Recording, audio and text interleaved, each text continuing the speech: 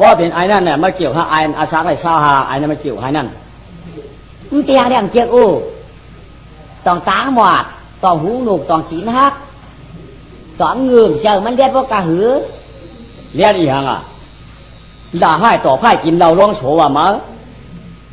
นอนดึกลูกหลานมักญาติถิ่นว่ามาฮู้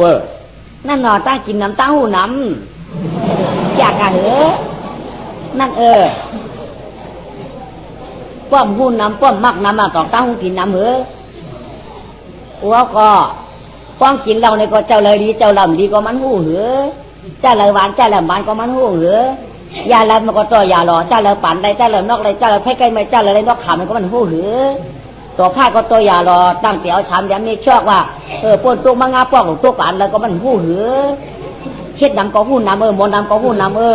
กินยาลำก็หูอาเจียยาลำกินแล้วก็อาเจียลำตัวผ้าก็อาเจียผ้านั่นแต่ขำวางให้ก็คัดแต่ขวางดีอยู่ลูกเฮียเมื่อเกี่ยวเจ้านั่นล่ะเกี่ยวเจ้านั่นดอกก็แล้วก้อนเกี่ยวดอกให้จังไรมีสอนหยาบยาวสอนหยาบยาวสอนหยาบยาวลูกหานายนายสอนหยาบสุดท้ายหยาบอันมันหมอหนาเนี่ยเจ้หมอจะหมอห่างคือห่างโคทูเกี่ยมทูนาเหสีตาเหกาตัวกาเจ้ามาลาเหกาน้ำกาเจ้ามาคำเหโอ้ไอ้การเฮินการเย็นนั่นมีเหมียวมั่มใครได้ให้อีละในแต่มั่มใครอยู่ด้วยให้อีละมันใครอยู่ข้าวหลายกำใครอยู่ด้วยคือกำใบกำแช่กำใครอยู่ด้วยเมียกำบาร้องกำใครอยู่ด้วยด้วยอูกำบาข้ามใครอยู่ข้าวมาแล้วกำใครอยู่กับว่าเมื่อไรบ่ทันมาใครอยู่ด้วยห้ามาลูกอามาดมาลูกสัตว์เทียบวันนี้มากขึ้นขุยเท้าอันชัวร์นี่ก็มากขึ้นหนูก็ทันเอามันอันมากขึ้นเช่นอยู่จังหวานแต่มันเช่นใครมาหนาไล่จับยาวไล่จับยาวเครือก็ไม่ได้เครือดีเครื่องน้ำเนี่ยวะสองนางยิงนางยิงมวยจริงเพื่อมเขียวน่ะมวยจริงเพื่อมเขียวยามเดียวเย็นตราในไปตองตาจางแล้วดองอุบดองดินในนางกาเพอก็วนเพื่อเลี้ยงปังใจเพอใจมันเยานางสัมปูปอเจียงในก้นนำถอมกาปูได้ก้นนำสู้กาเมื่อเปิดถอมแทงไหลต่างตีมาเยาเนี่ยปานาดีมวยเลยจับมือใหญ่มักเล่าเกายานั่นเยาขายยันน้ำหมอเยาแทงไม่ไว้วันมาหองพี่สาวพี่สาวปืนวางสูหนาเผียวถ้าสูมือทำเอาเขาเฮล่ะว่ามือทำเอาเขาเนี่ยเปลี่ยนก็ทำเอาเนี่ยอะไรเฮล่ะลักกันทำแบบเล่นลักก็ลักได้เลยก็ลักแกการลักเหกำเดียวยาวมาก็ลักกำเดียวเด็กโกบนบ้านหมอปอหูปอหูเมียคนวันไหนแต่มือถามคำโจมือดาน่ะแต่เมื่อถามกับคำโจแย่ไม่จะละนั่นแหละมันจังวะโอ้ยทางขี้มุกไหลไว้ขลาดไปอย่างขลาดพี่เห็นว่าเลยเห็นว่าเลยคุณหนังมาจันมาเนี่ยวัดตัวเปลี่ยนนี่เรียนน่ะโอ้ย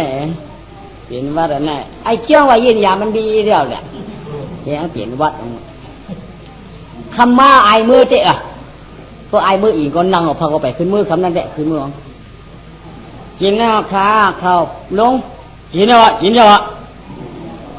บ้าฮัลโหลกินแล้วขาเข้าแน่กินหลานมาอย่าง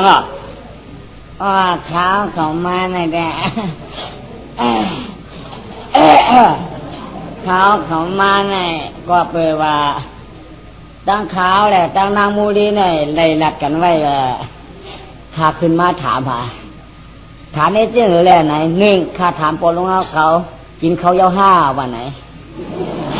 ในก็ขามาถาม2ลูกยิ่งปอลงเขาจ่องปามีโผไหนชามปอไปมีเอาค่าใครถามยังไงค่ะ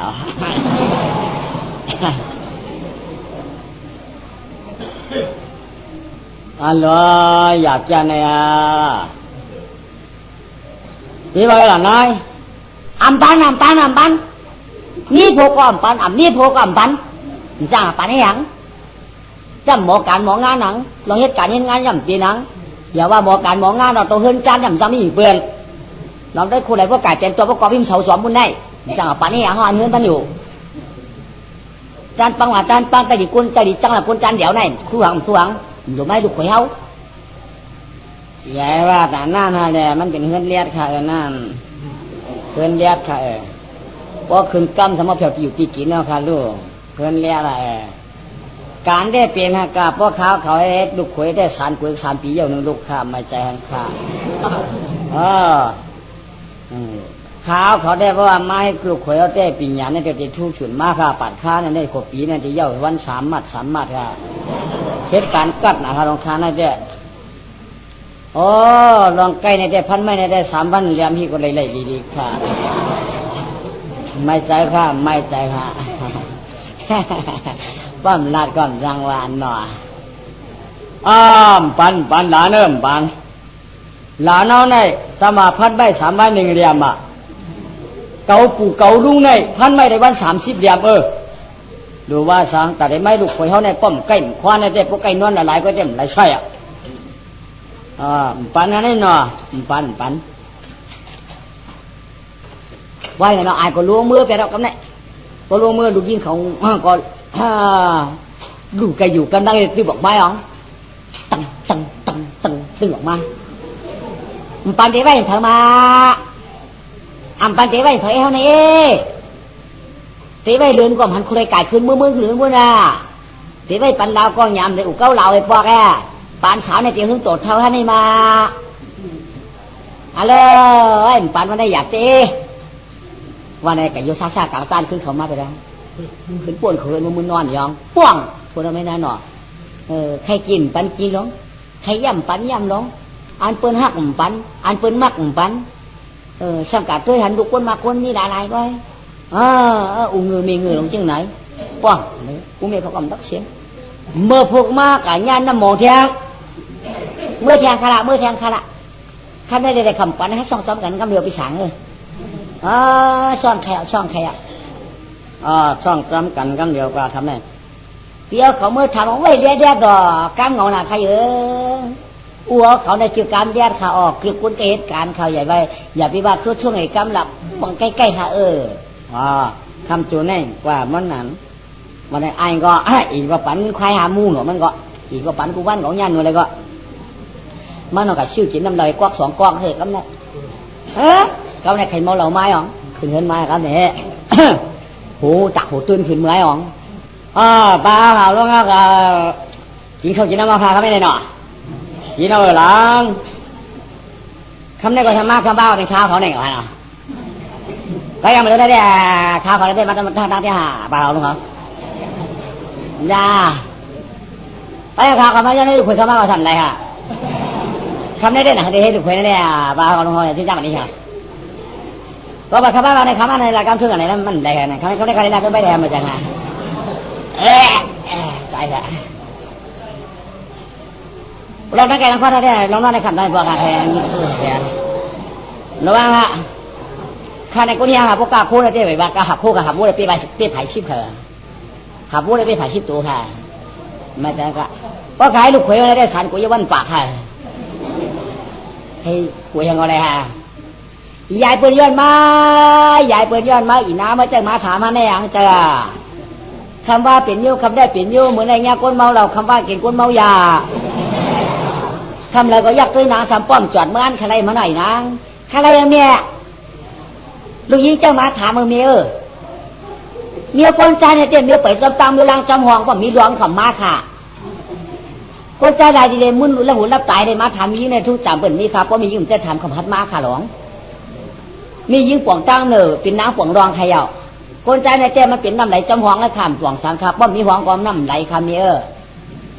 เมื่อเดี๋ยวในเตี้ยมียิงเตี้ยมาคนใจจ่องมาใครเอาเมียใครปั่นก็ปั่นในเตี้ยขาดมือจ้อมาเขาคำใจเตี้ยเลยเมื่อที่5ในจังมือเขาออกเมื่อเป้าไหนแต่เมื่อเจ็บอะไรบ้าปวามี5 อุชูมั้ง5ก่อนเลยว่าเมื่อเป็นลูกยิง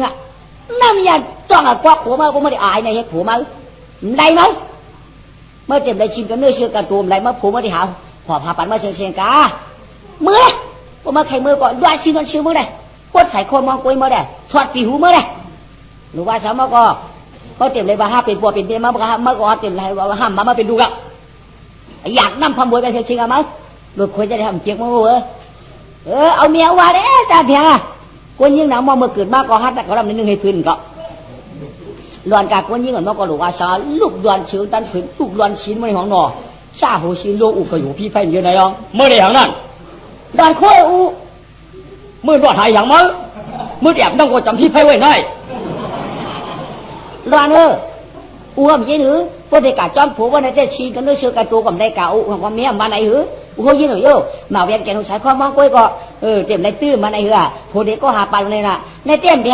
ยงก็มาเป็นลูกคือก็เลียอาชาก็เลยชี้เจี๊ยดมาเมื่อเดี๋ยวในเจ้าก็มาเป็นลูกคือสามบ้านปันขั้วปันเรื่องสังให้ก็เลียก้นเอาผัวเลยสับป้อมปันชิงกันด้วยเชื่อกาตัวก็ฉีกเพราะว่าฉีกคือก็ว่าล้วนอีหาได้ตอนชิงอ่ะมั่มหลุดเฮ็ดอีนี่เขาเรื่องขึ้นจับดาผักไว้เงินอุ้ยยังไงอ่ะก็ยกกันไหนถ้ากล่อมฐานอยู่อันนี้ก็คือชิงกันด้วยชื่อกาตัวตีหูปันกูเนี่ยเหรียญปันกูเนี่ยกว้างเสียงปันเซนเลยเฮ้ยกว่าชอบผูกเลยอย่าไปเห็นมาเฮ้ยนี่มียิงเจี๊ยบอยู่ไหนพวกมีลูกยิงเจี๊ยบก็อูก็เจี๊ยบเด็กก็เจี๊ยบกันมาเจี๊ยบเจ้ากับเชียงเชียงเอาไหนพวกเงาเจี๊ยบก็ปานเจี๊ยบอ่ะพวกลูกเจี๊ยบอูเมียเจี๊ยบอ่ะพวกอูเมียเจี๊ยบก็ลูกเจี๊ยบเจี๊ยบเจ้ากันหมดพวกยอกเจ้ากันหมดพวกเจี๊ยบเขาเจี๊ยบเจ้ากันหมดพวกเปลี่ยนเขาเปลี่ยนอะไรเจ้าเชียงเชียงอ่ะมั่มหลุดมาบ้านนะเพราะแต่ละจำก็ลิ้วขรุมาควันหายเยอะอีกเขียนกันด้วยเนี่ยเผยเต้เผยเมียเอาว่าเมื่อกระถางเด็กปีห้าอุสุมีสองก้อนในก็ป้าโผล่จะมีแทงก้อนก่อนอาจีจะหางมั่วเขามีเอาใจอย่างนั้นไหมก่อนเลยก่อนก็มีเลยเจ็บไหนขึ้นมาอ่ะนิ้วยกยืดเนี่ยมันต้องสอกกว่าเต้ก็ไม่เจ้าถุงหรอกไอ้ไอ้เต้ไปห่วงไปบึ้งที่ไพ่งตอนนั้นในรายการนี้พอได้ก้าวมากันเอาได้ดูเพลงตอนแรกของการจงทางงานมันอะไรร้อนตะคุยมันจะอะไรมันร้อนตะหักกันได้มันอะไรกันนะมันจะอะไรฮะขบัดขนาดกำเชื่องเนี่ยอะไรเขาได้ขบัดกันหลักก็ไม่อยู่อะไรอีกทางหรอกันอีกอยู่กันน้องมาละปีออกมาใครปีฉังออกมาใครชูออกมาใครชูโม่พักตูยอง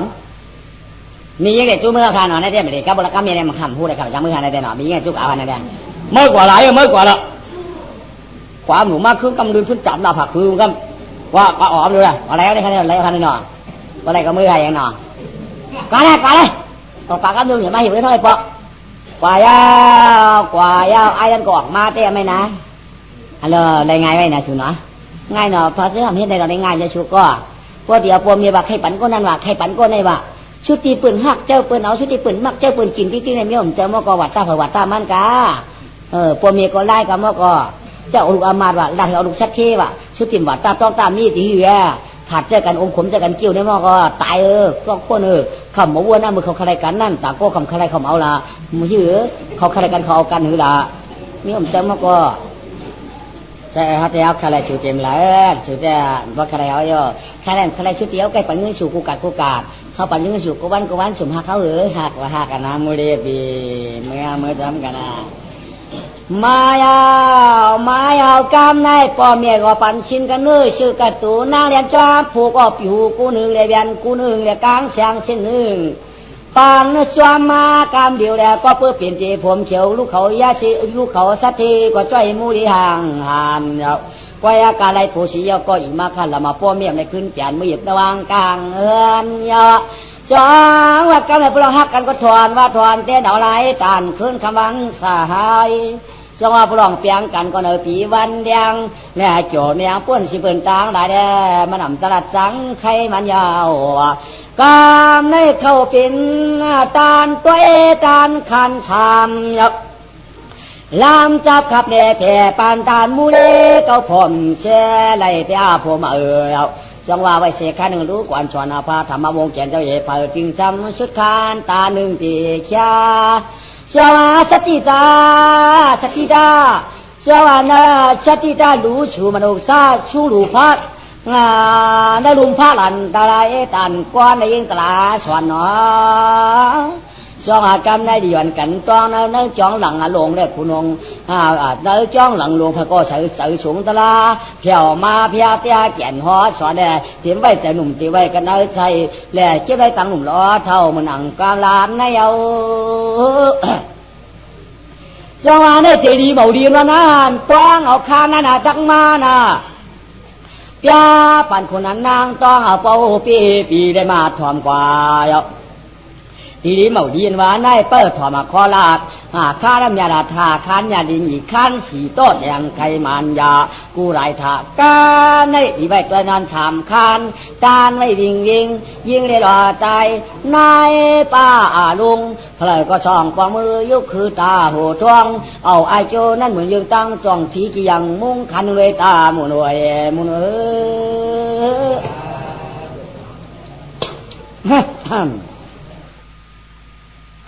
จ้าเฮ้ยหนอสาธุในเล่ลายซ้ำตวงเลยตวงตาคุณเต็มนี่จ้องเลยนางฟางนำนาลาถามาจูปองเรียมกวางมูธรรมาสวรรณาลาพายก็เมาจ้ออ่านกันขีมหยอกทอกเขื่อนปริยติปริปฏิปริเวทาศาสนาคำเจ้าพยายา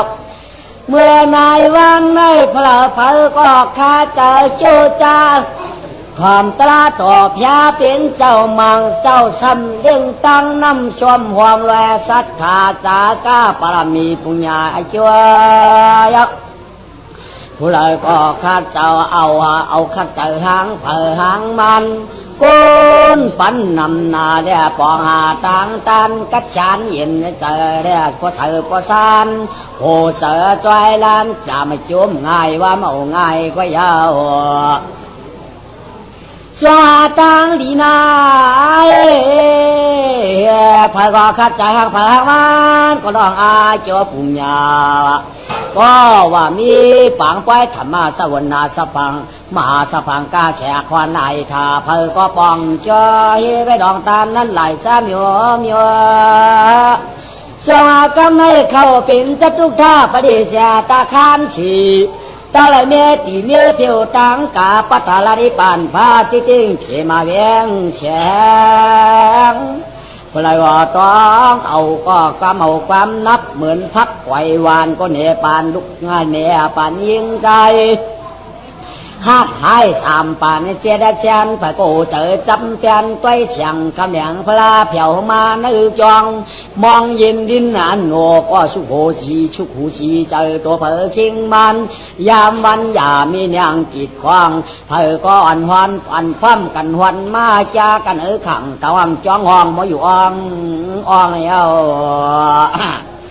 สวรรค์ลาเชก็เข้าเป็นมือดีวันเจาะมือดีวันกวางเนื้อจองหลังรองพ่อองค์ปองคนนางต่างไหลเป็นสายซุ่มเจอโพธราไปเย้าอย่าไปพมเบื้องเผอหางมานอ่อนกันใจปานก็น่าลุงอย่างตราตะบานแฉงสั่งสอนชุมาอวตารธรรมติสนาเปียวต้องจีคุณหลายหน้ามาต้องเอากำนักบ่ามีเมามันนำต่อ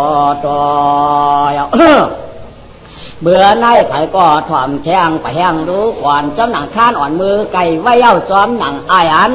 ได้ชื่อว่าไอเกิดอาชาติสาวหาจงว่ากันเลยตั้งใจวันแต้มข่าวนอซึกอยู่มนช้างเปียกฟ้าอาสาลชิด17นี่ปีมังมันจ้าวายจ้าเหมือนมาวูเดกวายได้หันตรงนาเพื่องจูบาจอมแต่มันได้ตั้งใจนี่สั่งเสาเทียนชุ่มไว้ตุ้งควันเกลืองนี่ที่หัวเมืองสาสติจายิงกะมาหลันดูมือผู้ลาเผอก็ป้อมถอมกามปอกามเนี่ยวายอยู่เจตังทุกขาสาริยาเพราะเทวาสนาเฮาเตรียมเป็นนันไล่ก้อยกาป้อมถอมกาปอกามเนี่ยมันไก่ตุกีตาไม่เมาเปียสอยินนาตุกคนเชียงตีนาวาจังทาลุจุยาแขนมาตวงอลีก็เลยเรียมถอมกามสุความเนี่ยจำยินเมียมันมาในว่าการมันก็เขียว จงกำนายยินเอาจีตาขนาดมวยเด็กขันใจก็เพิ่นปตองนายจ้องจอมมวนเจียมย้อนเจียมขืนเด้อเพิ่นก็หืนน้ำยาอ่อนกันเผียวมาอ่ำกานี่แหละถ่อมต้องมัดแหละถ่อมต้องมัดก็ในคืนลาเปลี่ยนคอมีปอกปอปล่อยเปียดมีเมียก็เมียหยัดน้ำเปียดแสดงว่าเพิ่นถ่อมก็ถ่อมสิก็พอได้แก่แอดเนี่ยลูกก่อนจงปอกขยิงก่อนกันเย็นนาปอกไข่ตองก่อนกันตองเรียขุนปองนำนาเนาะนางปองนำนานางกะตะลานายนาพ่อแม่นภาษาตังเตเฮ้อปอดจอมังคือไข่ลานช้างในเป็นปางปอยสะพอปูชามสีหูจักดีคือปอคือเมชวนยำทอมตุกตานาดีมูลีเขียนแค่แต่ตุกที่กวนเมือกวันปานต้องสีแดกกันตลาดหอนาดอลานขมันปานตุกมาทอมเจ็บไว้อากาศเปิดถอนเปิดยินดูก่อ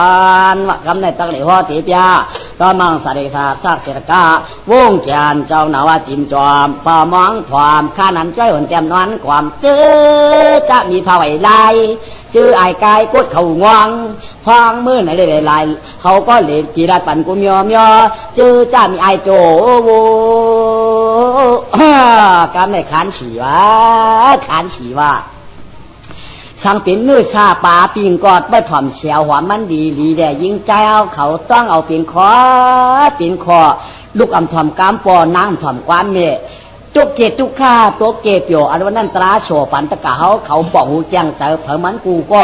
ไว้การล้อก้าสังขารตราในวาสนามยาไหลจีรณายาไหลอันวันนั้นก็ถ่อมต้องชื่อเพลงมันสีกามเลยจ้าจีรณาอันวันได้เป็นรองดูรองตานเท่าในเป็นจังยาไหลวาสนาเราหักรองเปียงอ่ำยาไหลอันวันนั้น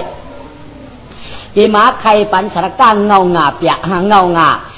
ตาวนปุ้นพรตอนนั้นหมุนจ้างปากจ้างเนรรองยิงใจเอาเขากันเออกลางจ้องจอมม้วนยวนขึ้นนอกขังยังไตก็เปิดเป็นคือไข่หลานช้างเป็นปังห้อยปังปล่อยหอตราคำว่าก็มาคำในกอเต่าเต็มเท่าเต็มหนุ่มเต็มเย้งปะหู้ขี้หู้ตัวนางอันเท่าไรอยู่ได้ดีๆไปขนาดคุณใบจานแดจำปูลูกจุนหมูในเปิ้ลขุนหัวเปิ้ลนางผูได้ขุนมีเปิ้ลถ่อมจัดนางมูได้หรือกำปวกกำไม่รู้ก่อนก้อยกันเมียปันมือย้ำหนังนานๆย่อกำในไอ้นั่นมันไล่ตังมูดีไล่ตังมีอ่อนมันเหกำในเล่าก่อนเล่าจ้าก็จ้าปลองตังหักกันในชุดปักยาวปลองตังหักกันในชุดปักยาวขาในเต้ปลองเขาลองทักก็ปอจ่อยกันมือปอจ่อยกันแกงยาวปอจ่อยกันน้ำปอจ่อยกันตักทักปอจ่อยกันหูยาวปลองตังหักกันในเต้นจางลาเยาวกาบไว้ซัมป้อมผัดกาดปอมือต้อยกาบไว้ว่าซัมป้อมยันกันปอหันผูก็หันมีปอหันมีก็หันผูยาว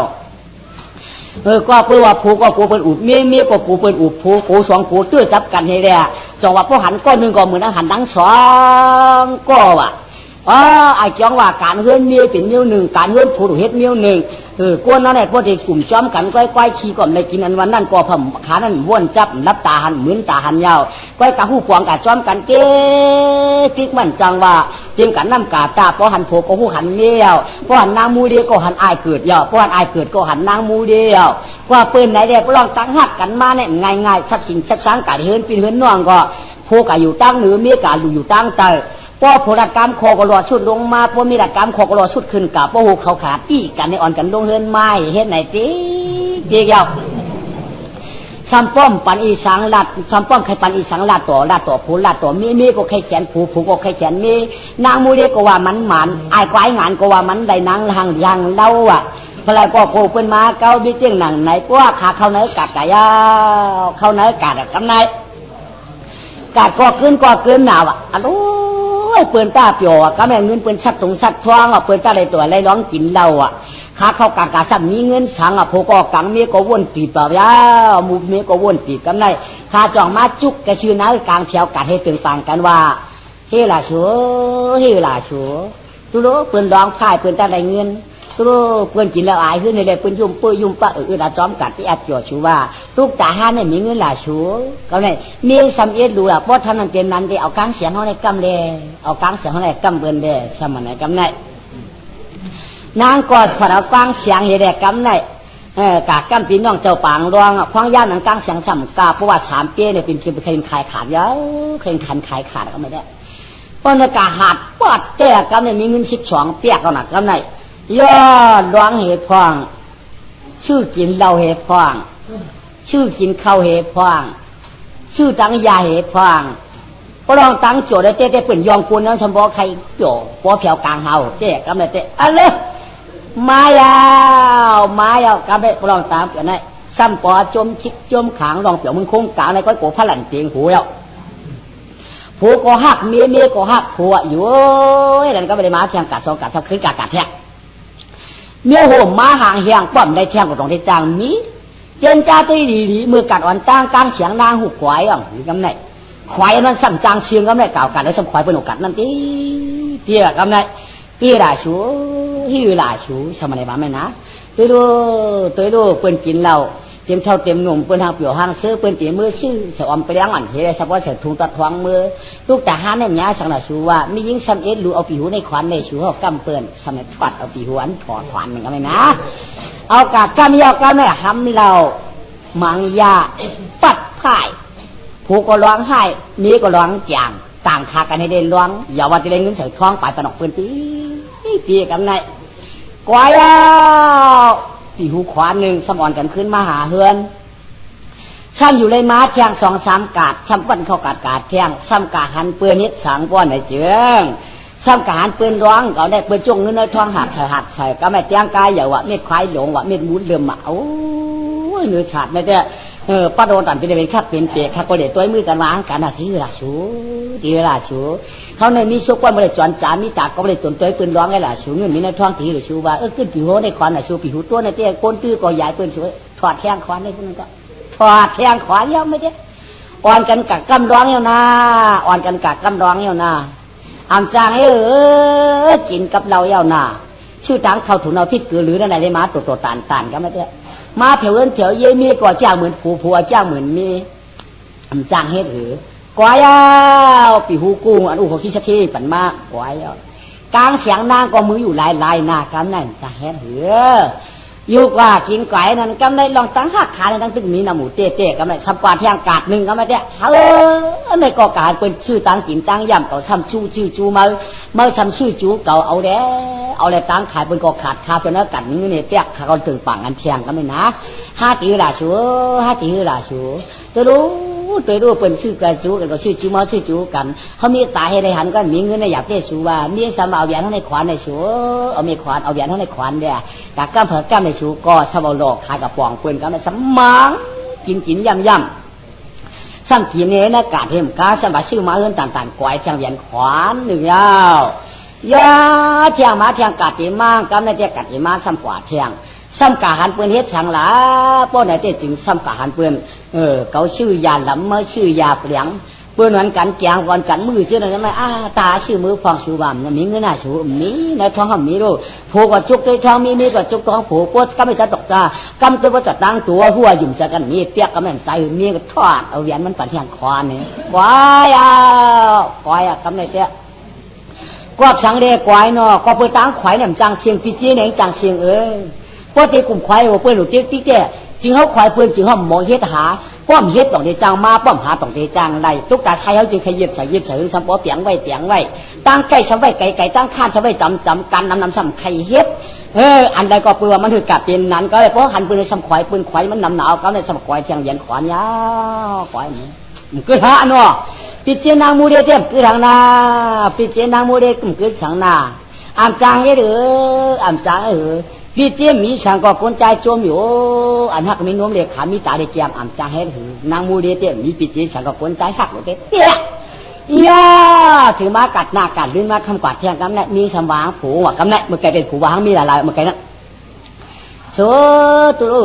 มือมากัดอ่อนตาปนก่อกลางเสียงนางเชียงหือมือมากัดลื่นดังก่อมมังปีโหกาควานหือเขาอ่อนมากันเที่ยงกัดก็ปีโหหัดกำกูเยี่ยวหือเข้าบ้านเที่ยงกำก่อมก๋วยเวียนควานหืออ่อนกันมากำลื่นก็ก๋วยเวียนอันก๋วยอันก่อนกันมากำลื่นโดยซ้ำขึ้นก๋วยเวียนควานหือกำเล่นก๋วยมัวโดยยศเชียวเขาเตี้ยชูรู้สมเจียนจัดตัวเขาหลานเขาได้กินในหนึ่งกำเล่นต่างเขาได้กินในร้องเสียงปืนชูอย่าไม่ใจเขาได้การก้นจ่าได้กำก๋วยงานกว่าปีกำเล่นกำก๋วยงานเขากว่า